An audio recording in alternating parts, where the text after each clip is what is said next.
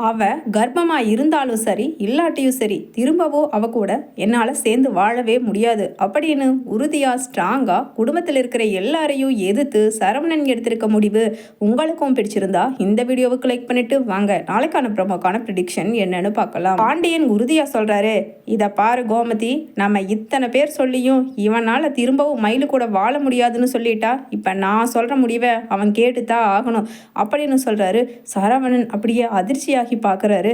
ஆமாம், என்னடா அப்பா இப்படி பேசுகிறேன்னு உனக்கு கோபம் வந்தாலும் வரலாம், அதை பற்றி எனக்கு கவலை இல்லை. என்ன இருந்தாலும் என்னோட மனசாட்சிப்படி தான் நான் முடிவு எடுக்க முடியும். இனிமேல் உனக்கு இந்த வீட்டில் இடம் கிடையாது அப்படின்னு சொல்லிட்டு அங்கே சரவணன் தங்கமயிலு கூட திரும்ப என்னால் வாழ முடியாது அப்படின்னு உறுதியாக சொன்னதுக்கு அப்புறமா அங்கே பாண்டியன் சொல்கிறாரு. உடனே மீனாவும், ஏன் மாமா, நீங்கள் அக்கா கூட வாழ்ந்து தானே ஆகணும், அதுக்கு இத்தனை பேர் சொல்கிறோம், அதை எல்லாத்தையும் கொஞ்சமாவது யோசிச்சு பாருங்க. அக்கா வயிற்றுல வளர்ற குழந்தையோட எதிர்காலத்துக்காகவாவது நீங்கள் சேர்த்து தானே ஆகணும். அதை எல்லாத்தையும் விடுங்க மாமா. அக்கா வயிற்றுல வளர்றது உங்கள் ரத்தம். அந்த குழந்தைய எப்போ பார்ப்போன்னு ஒரு ஆசை உங்கள் மனசுக்குள்ளே இல்லை? சத்தியமாக உள் மனசை தொட்டு சொல்லுங்க மாமா பார்க்கலாம் அப்படின்னு சொல்லிட்டு மீனாவும் சொல்ல, உடனே சரவணன் சத்தியமாக இல்லை அப்படின்னு சொல்கிறாரு. இதை பாருப்பா மீனா, இந்த குடும்பத்துக்கு உன்னால் ஆன இந்த குடும்பத்துக்கு இல்லை, எனக்கு நல்ல காரியத்தை சிறப்பாக செஞ்சதுக்கு ரொம்ப நன்றிப்பா அப்படின்னு சொல்ல, உடனே பக்கத்தில் நிற்கிற கோமதியோ, என்னடா மீனா கிட்ட எதுக்குடா இப்படி சண்டைக்கு போகிற, எல்லாம் அந்த அஞ்சலி மேலே இருக்கிற உனக்கு கிறக்கந்தான் இப்படி பேச வைக்குது.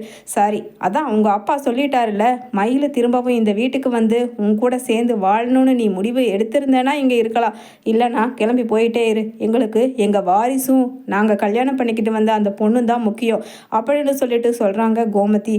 உடனே சரவணன், எப்படித்தான் உங்களால் திடீர்னு இப்படி பேச்சை மாற்ற முடியுதோ, ஆனால் ஒன்றுப்பா, இத்தனை நாளாக இந்த நிமிஷம் வரைக்கும் எல்லாருக்குமே, அதாவது செந்திலுக்கும் கதிருக்கும் அக்கா குழலிக்கும் நீங்கள் பார்த்து கல்யாணம் பண்ணி வைக்கலைனாலும் அவங்க எல்லாருமே நல்லா தான் இருக்காங்க. ஆனால் எனக்கு நீங்கள் பார்த்து வச்சு இப்படி வாழ்க்கை அமைஞ்சிருச்சேன்னு சொல்லி உங்கள் மேலே ஒரு துளி கூட வருத்தப்படாமல் உங்களை கௌரவமாக தான் நினச்சிருந்தேன். அதை எல்லாத்தையுமே தவிடு பொடியாக்குற மாதிரி அவள் வயிற்றுல குழந்தை வளருதுன்னு தெரிஞ்ச உடனே இப்படி திரும்பவும் அவ கூட என்னை சேர்ந்து வாழ வைக்கணும்னு அப்பா நீங்களும் ஒரு முடிவு எடுத்தீங்க பாருங்க. அங்கே நிற்கிறீங்கம்மா. இப்போ தான் எனக்கு நல்லா புரியுது, ஏண்டா ஒரு கோமாளித்தனமா நீங்கள் என்ன சொன்னாலும் தலையாட்டணும்னு அப்படின்னு சொல்லிட்டு சரவணன் சொல்கிறாரு.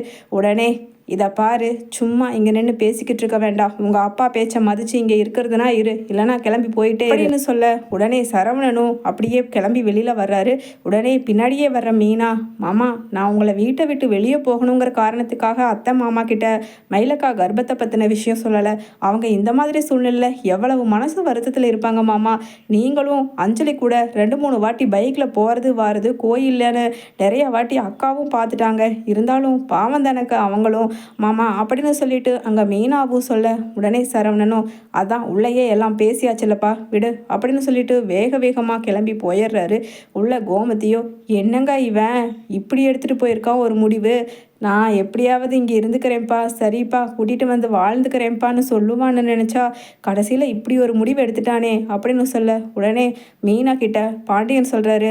இதை பாருப்பா மீனா, இப்போவே கதிரை வர சொல்லுப்பா, வந்தால் எல்லாருமா கிளம்பி போய் அந்த புள்ள தங்கமயில பார்த்து நம்ம வீட்டுக்கு அழைச்சிட்டு வருவோம் அப்படின்னு சொல்லிட்டு பாண்டியனும் சொல்ல, உடனே மீனாவும், சரி மாமா நான் சொல்கிறேன், ஆனால் சரவண மாமா வீட்டை விட்டு வெளியில் போயிட்டாருங்கிற விஷயம் அக்காவுக்கு தெரிய வேண்டாம் அப்படின்னு சொல்ல, உடனே கோமதியோ, ஆமாங்க, கடை விஷயமா ஒரு 10 நாளைக்கு வெளியூர் சரக்கு வாங்குறதுக்காக போயிருக்கான்னு சொல்லி நம்ம சமாளிச்சிடுவோம். அதுக்கப்புறம் இந்த பையன் என்ன காலத்துக்குமா இப்படி வீட்டை விட்டு வெளியிலேயே தங்க போகிறான், திரும்ப வந்து தானே ஆகணும்.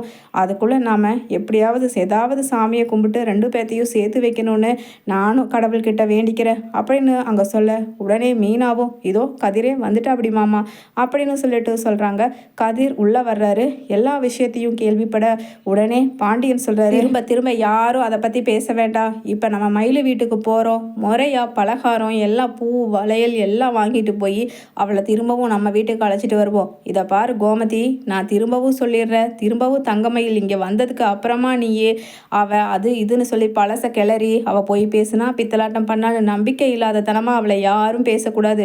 என்னப்பா ராஜி, கதிர், எல்லாருக்கும் தான் சொல்கிறேன் இந்த வீட்டில் இருக்கிறவங்களுக்கு அப்படின்னு சொல்ல, உடனே ராஜியோ, சேச்சே இல்லை மாமா, நாங்கள் அப்படி பேசுகிறவங்களா இருந்தால் அக்கா அக்காவோட தங்க நகை விஷயத்தை பற்றி தெரிஞ்சிருந்தோம் நாங்கள் சொல்லாமல் இருந்திருப்போமா?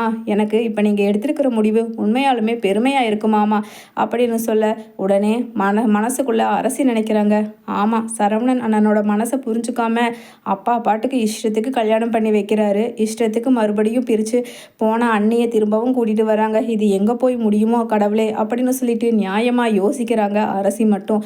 ஆனால் அங்கே தங்களோட வாரிசு வளருது அப்படிங்கிறதையும் தன்னோட மனசாட்சிக்கு விரோதம் இல்லாமல் நடந்துக்கணுங்கிறதுக்காக பாண்டியனும் கோமதியும் அவங்க பாட்டுக்கு ஒரு முடிவு எடுத்துட்டு வேணுங்கிற பலகாரம் பூ பொட்டு எல்லாமே வாங்கிட்டு அங்கே பாகியம் வீட்டுக்கு போகிறாங்க. அதே சமயம் பாகியம், என்ன சமாச்சாரம், எல்லாருமே வந்திருக்காங்க, அடியே மயிலு இங்கே ஒடியாந்து பாரு, உன் வீட்டு ஆளுங்க எல்லாரும் வந்திருக்காங்க, எனக்கு அப்போவே தெரியும்டி உன் வயிற்றில் வளர்கிற குழந்தை எப்படியாவது உன்னையும் உன் புருஷன் வீட்டையும் சேர்த்து வச்சுடுன்னு அப்படின்னு சொல்லிட்டு வெளியில் வந்து பாகியம், வாங்க வாங்க அப்படின்னு சொல்லிட்டு அங்கே கோமதி கையில் வச்சுருந்த ஸ்வீட் பாக்ஸு பூவு வளையல்னு எல்லாத்தையுமே கோமதி கொடுக்கறதுக்கு முன்னாடியே வெடுக்குன்னு பிடுங்கிட்டு உள்ளே போய், அடியே என்னடி பண்ணிக்கிட்டு இருக்காரு, சேரை எடுத்து போடு, அத்தை மாமா மீனாக்கான்னு எல்லாரும் வந்திருக்காங்கல்ல, கதிரு வாப்பா அப்படின்னு சொல்லிட்டு, எப்படியோ இன்னையோட இவ இங்கேருந்து போய் தொலைஞ்சா சரி, சந்தோஷமாக வாழ்ந்தானா சரி, நம்ம தலை மேலே இருந்த பாரம் எப்படியோ இறங்குனா சரி அப்படின்னு சொல்லிட்டு, சம்மந்தி இருங்க டீ போடுறேன் அப்படின்னு சொல்ல, அதெல்லாம் வேண்டாங்க, நாங்கள் எங்கள் மருமகளை எல்லா விஷயத்தையும் கேள்விப்பட்டோம், அதனால் வீட்டுக்கு திரும்பவும் அழைச்சிட்டு போகலான்னு வந்திருக்கோம் அப்படின்னு கோமதியும் சொல்ல, உடனே மயிலு அமைதியாகவே நிற்கிறாங்க. என்னடி உன் முகத்தில் ஒரு சந்தோஷத்தையும் காணோம், உன் வீட்டுக்கு உன் புருஷன் கூட சேர்ந்து வாழ திருப்பி கூட்டிகிட்டு போகிறாங்களா, நீ என்னடானா இப்படி கல்லு கணக்காக நின்றுக்கிட்டு இருக்க அப்படின்னு பாக்கியம் உலுக்கி விட, உடனே அங்கே பக்கத்தில் நின்றுக்கிட்டு இருக்க தங்கமயிலோ, இல்லைம்மா நான் இவங்க கூட போகலை அப்படின்னு சொல்கிறாங்க. அப்படியே அதிர்ச்சியாகி பாண்டியன் கோமதின்னு பார்க்குறாங்க. என்ன இவ இப்படி பேசுகிறாளேன்னு உங்களுக்கு தோணலாம், ஆனால் உங்கள் புள்ள என்கிட்ட கேட்ட வார்த்தை என் மனசில் என் காதலன்னு திரும்ப திரும்ப இன்னும் ஒழிச்சிக்கிட்டே இருக்குது. அதனால் அதோட காயம் எல்லாம் ஆறுறதுக்கு இன்னும் கொஞ்ச நாள் ஆகணும். அதுக்கான வல்லமையை அந்த கடவுள் தான் தரணும்.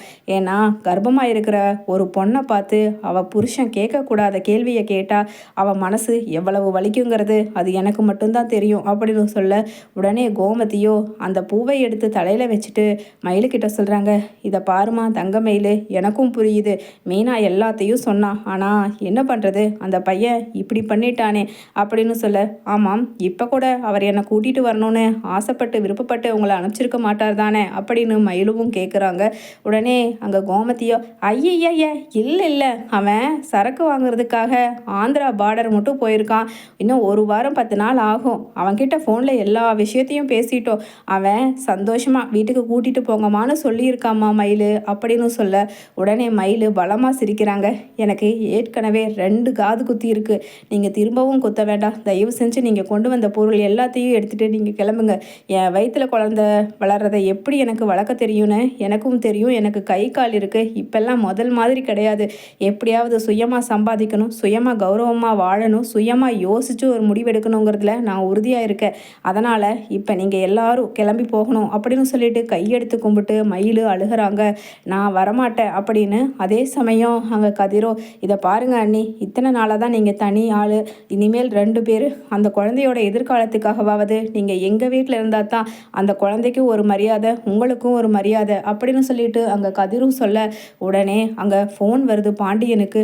அண்ணே பாண்டியனே, உங்கள் புள்ள சரவணை விஷத்தை குடிச்சு கீழே ரோட்டில் கிடக்குறாண்ணே அப்படின்னு சொல்லிட்டு உடனே ஷாக் ஆகி எல்லாருமே போக மயில் அப்படியே கௌரவமாக மனசுக்குள்ளே சிரிச்சுக்கிறாங்க.